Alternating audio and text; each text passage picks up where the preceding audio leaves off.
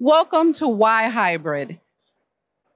If we wanted to know more about events and if they're here to stay or should there be, Keith, I think that is a great question. And in our minds and the way we are, we want them to stay. We do. And we actually have the person who's going to tell us all about it. Please welcome our speaker, Lisa Schultheis. You pronounced it correctly. That's good. Oh, yeah. Founder of Electroline Marketing and Your Event Marketplace. And she is the executive director of the Northwest Event Show in Seattle. Take it away, Lisa. Thank you very much for the introduction. So, hello, everybody. It's the afternoon, day 2, so we have to keep the energy levels up. But we are going to talk about why hybrid events are here to stay, or why they should be, right? We have a lot of conversations about hybrid and whether or not we should have them. That people keep throwing back and forth to see if, what the conversations are going to be. So why do we even want to talk about this, right? Why do we want to talk about hybrid? Live events are back. We're on the floor. We have the buzz. We have the noise. We're in Vegas, right? Constant stimulation. Live events are back. So why are we even talking about hybrid anymore? Because don't we all just want to do a live event? Why should we have to have the extra effort of adding in that remote piece? So let's talk about today why we need to consider hybrid. So hybrid gives us increased accessibility to our events.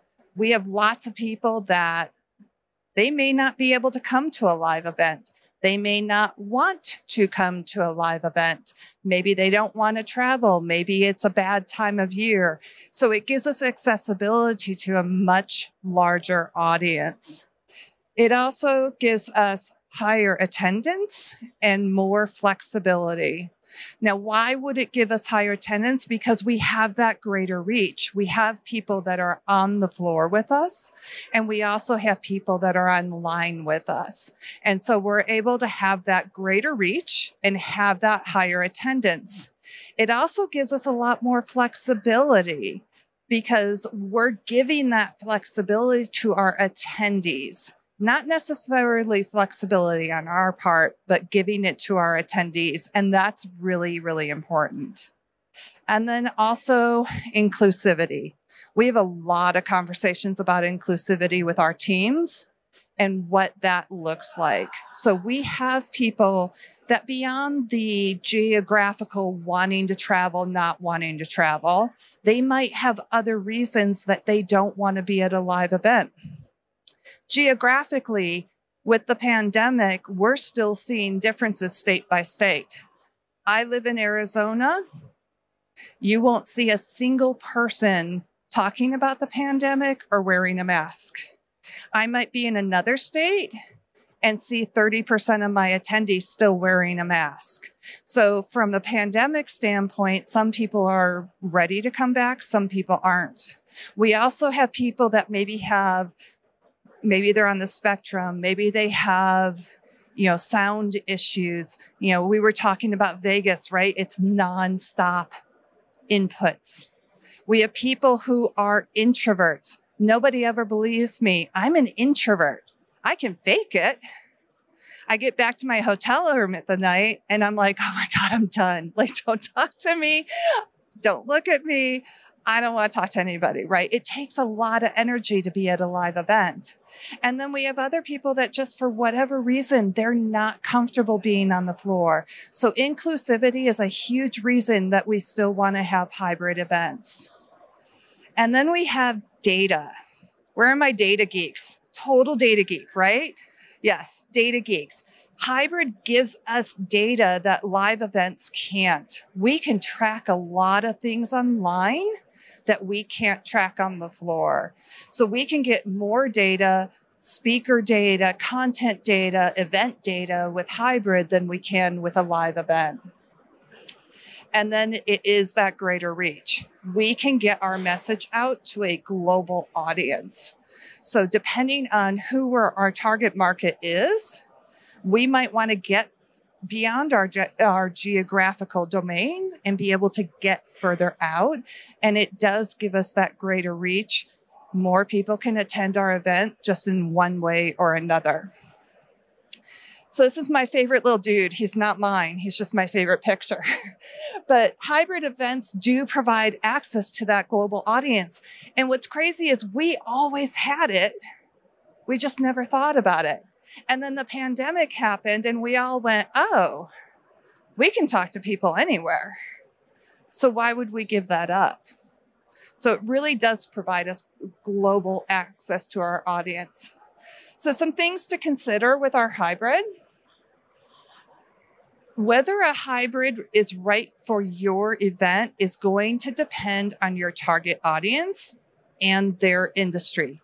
There are industries that they're like, nope, we're only doing live because our people will only come to live. But you have to know your audience to know that. So take some serious time looking at your target market, what that customer avatar looks like, and make sure that it's a good fit for them.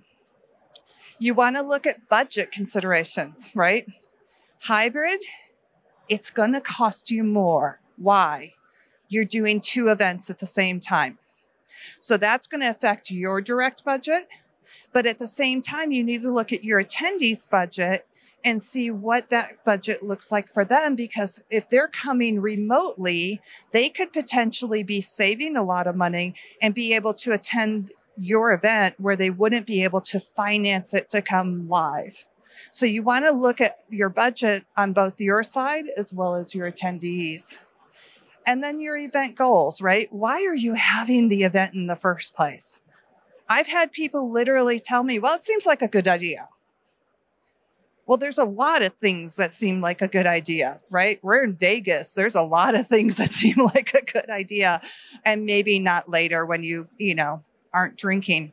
So you need to look at what are your event goals? Are you hosting this event because you want more brand awareness? Are you hosting this event because you want to upsell somebody into your program?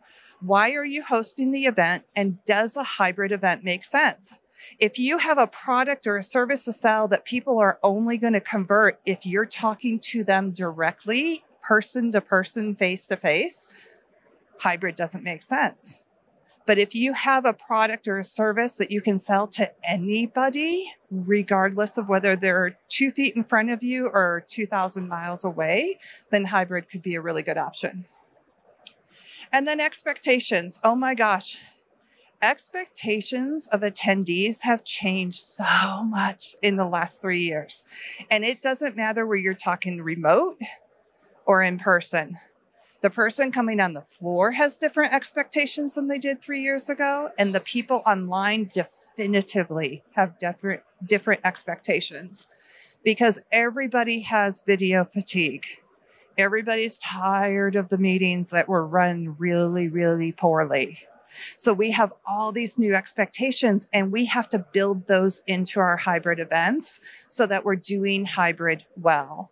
Hybrid is not a live event with a live stream. That's not what hybrid is.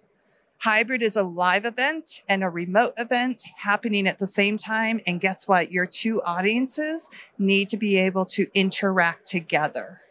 So it takes a lot of work, and their expectations are definitely different. All right, disadvantages. Anybody ever feel like him? Because it happens. So disadvantages of hybrid. There's a lot of technical complexities. We are standing on a floor with amazing platforms. Every platform does a little bit something different.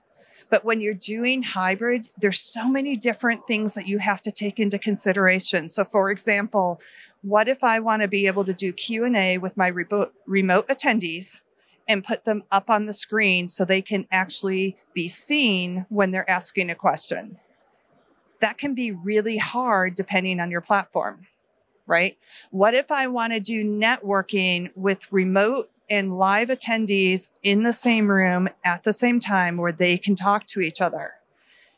That can be really hard depending on your technology. And there's increased cost with that. There's increased AV cost with that. So you need to consider that when you're trying to decide on your hybrids. I just mentioned the cost. It can be double. You have to be prepared for it. Audience engagement. We had a bar crawl last night. We had a lot of engagement last night. It was great. And everybody had made it back to the floor today, which is amazing, right? Having that same engagement when you have remote attendees brings in all of those complexities that you have to figure out. You have to figure out what their expectations are. You have to figure out how you're going to engage with them and how you're going to let them engage with the people that are on the floor.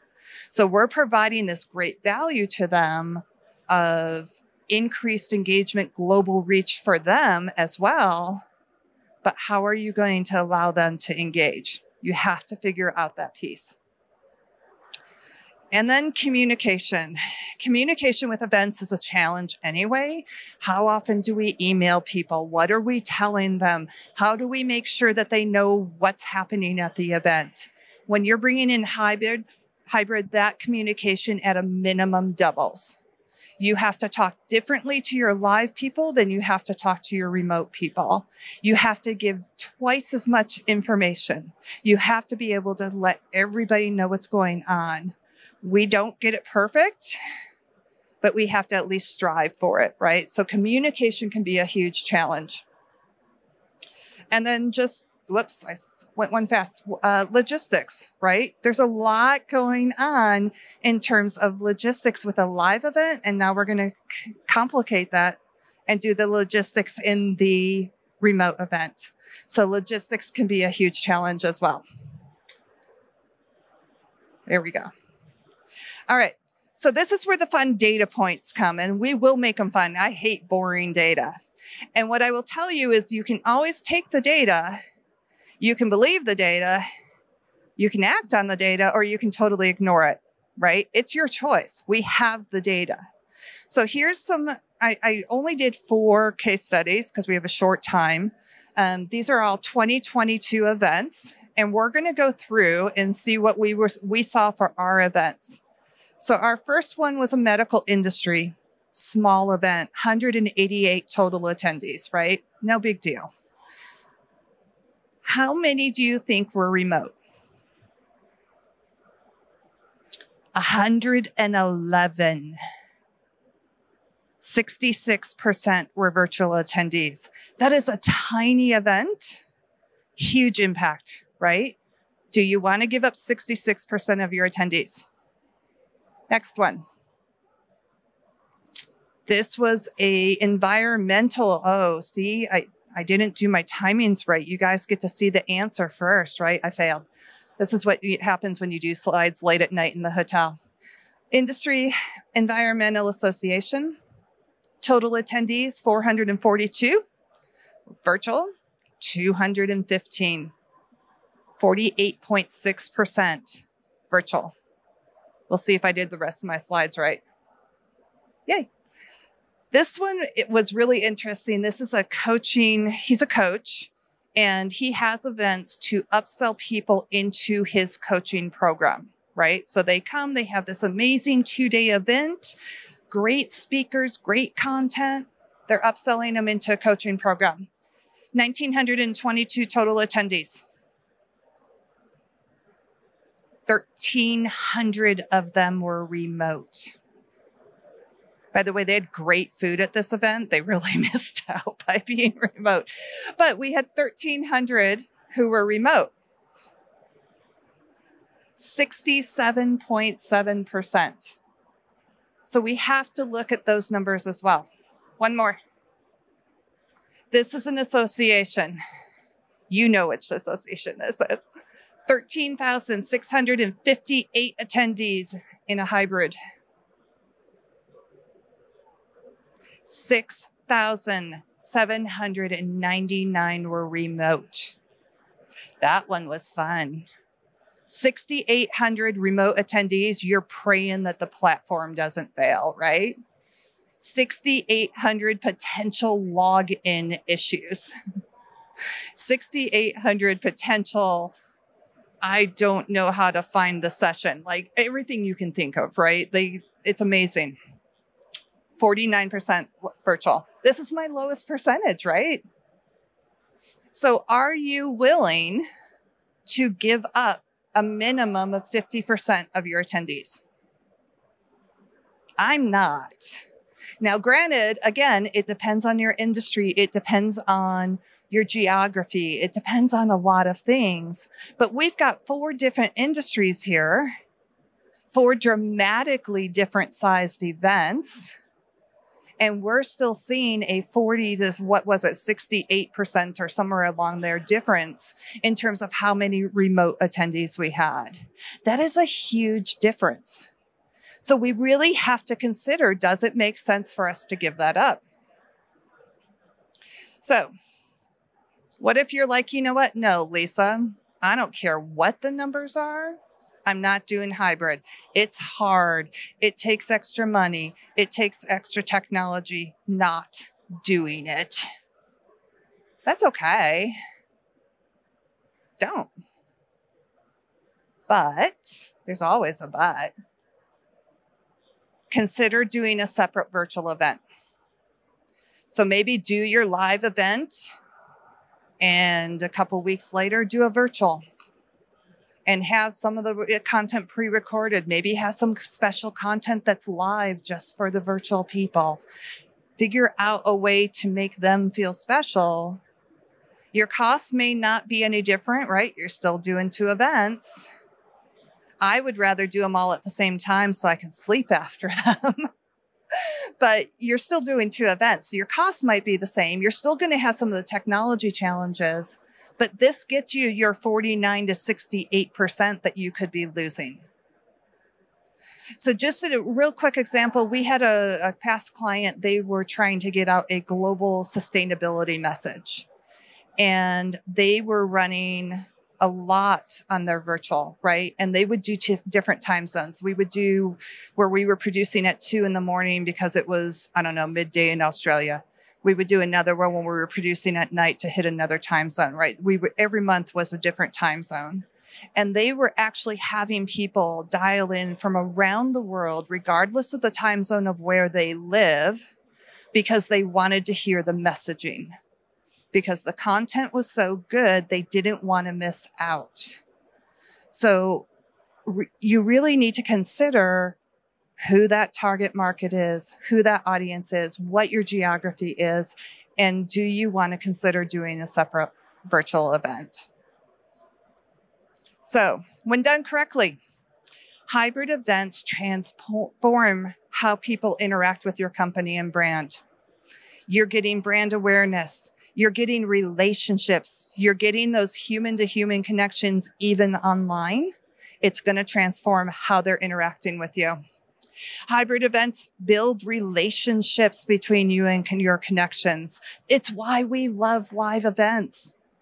I have hugged so many people in the last 2 days. It's been amazing, right? I can't do that online, but I can still build those relationships online so that when I do get the opportunity to see them in person, that relationship's already there. Or when I do get the opportunity to get on a sales call with them, that relationship is already there.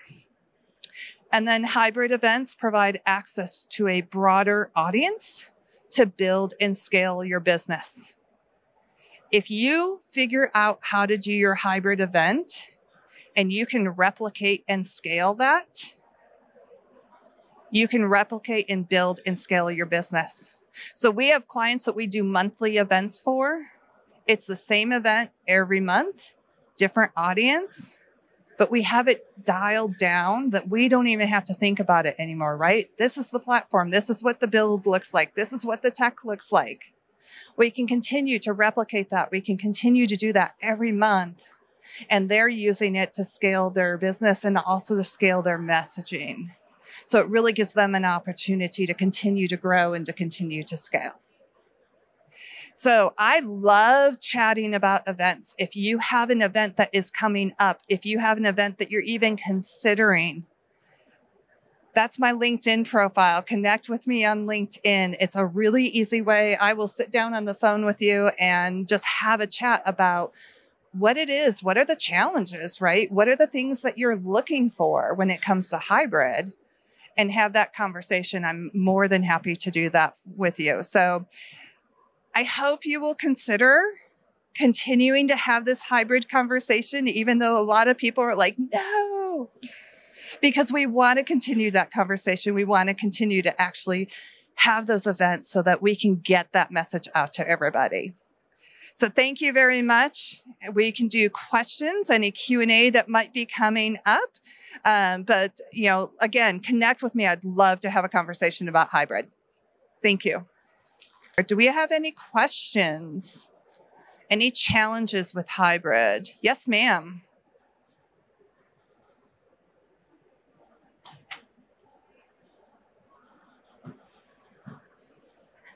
Okay. I'm wondering how, if you haven't had a hybrid event, especially to that scale where you're breaking up like hundreds, maybe thousands of folks, how, I don't know, how you kind of can predict what you are anticipating to see online versus what you're anticipating to see in person. If you have any tips around that strategy, how to break up the audience or how to anticipate it. If it's a brand new event, we actually ask. So we will start sending messaging out to our market to say, hey, we're planning this event. We have it coming up. We're going to offer you the opportunity. And if you had to pick today, which way would you pick? So it's not definitive, but it starts giving us an idea as to which way that needle's going to move. And so that we can plan, because it's hard, right? With a live event, we're still figuring out F&B costs. We're still figuring out hotels. We're still figuring out all of those different things. But we ask. Yeah. So, okay.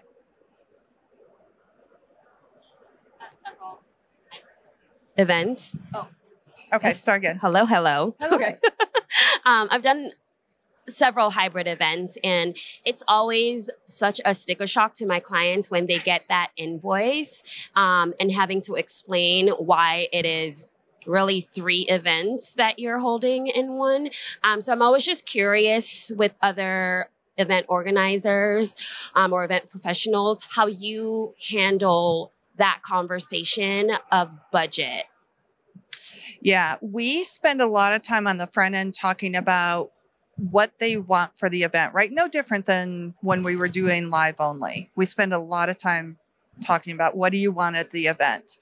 And then we come back to them and say, okay, if we do all of those things, we're looking at this price range, right? And even when we're having the initial conversations, you know how it goes. They're like, oh yeah, and I want this too, and this, and this, and this, and I want the whole candy store, right? And you're like, that's fine. It's just going to cost you a lot, right? So we come in and we say, okay, if we do everything that's on your wish list, this is what the cost is going to be. Here's a couple things that we could change or cut down. Maybe we don't need the video wall. Maybe we do a projection screen instead or whatever. But we give them some options coming into that. And we try to prep them in that initial conversation to let them know, you know, these things take some additional money, right? So we're going to have our traditional live costs here, but now we need to kind of add these things in. What are your thoughts on this? What are your thoughts on that? So we spend a lot of time talking with them. And then it's not quite the sticker shock.